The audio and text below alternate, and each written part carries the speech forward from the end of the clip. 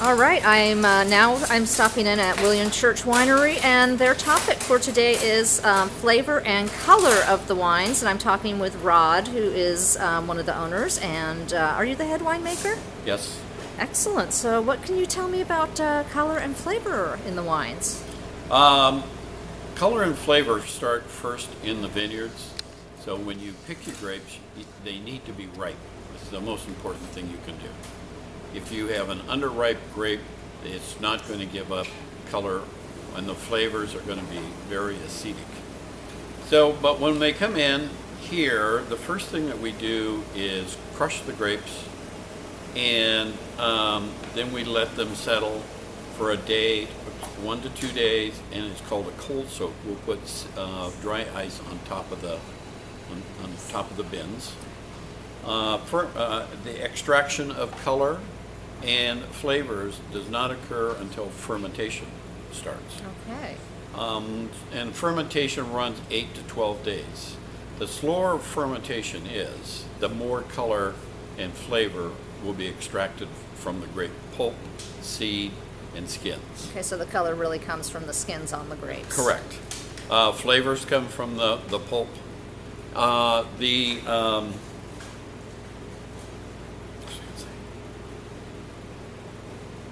The yeast we use will extract flavors, and you can, if I could get into our white wines where we're using 2 different yeasts, and you can taste the wine. One tastes more appley, and the other one tastes more like a pear. But the difference is, the one fermentation took place in 5 days. The other one will take about 3 months. Wow. And so there's an example of the slower it goes, the more flavor you get, because flavor's built upon the chemical makeup. And if you boil the wine during fermentation, it boils off those color or those flavors. And we don't want that. We want more exactly flavor. Right. We want the Right. flavors. Yeah. So on a red wine, we try to shoot for 80 to 85 degrees during fermentation. With a white, we try to do about 50 to 55 degrees. So slower on the reds. So what I did, this is Melback. Oh, I think that's one of my personal favorites here. Imagine that. How did This you know? is an example of juice that we took right after we crushed. And if you can see it, you can look through it. I don't know, can we get it? Can you see through it? Can you see my finger? I can. Yeah. So minimal color extraction. This is the, we let it sit for 2 days. We added dry ice to it during that period of time. And then we inoculated it in the morning on the 3rd day. And this we took in the afternoon. And So already you can't really see through you it. cannot see through it.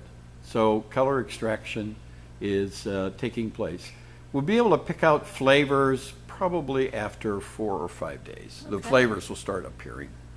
And then this one we took this morning, and it's really, really dark. It's probably about 65% of the finished color. That is beautiful. And- And like you say, you can't see through it at all. Right.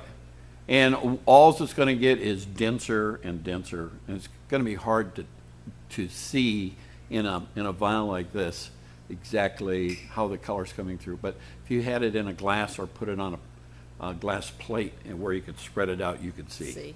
Yeah. So this is, after 8 days, you've extracted all the color you're going to be able to Okay. get. Now, flavors follow along, like tannins. So as the brick count goes down in fermentation, so if you scale or you graph that, the colors and go up, and tannins, which is a lot of the flavors, rise. So as soon as brick count reaches 0, those 2 items level off. So Okay. it's all a function of fermentation. So it's you need that. Kind of all in the timing, isn't it? Really? It is. And so we ferment, like I said, on our reds, 8 to 12, 8 to 14 days, really depending for what we're looking for. Okay. So we're known for having a dark wine. Most of our wines are very dark. I'm a huge fan of your Malbec. So when will I be drinking this? What's in the tube here?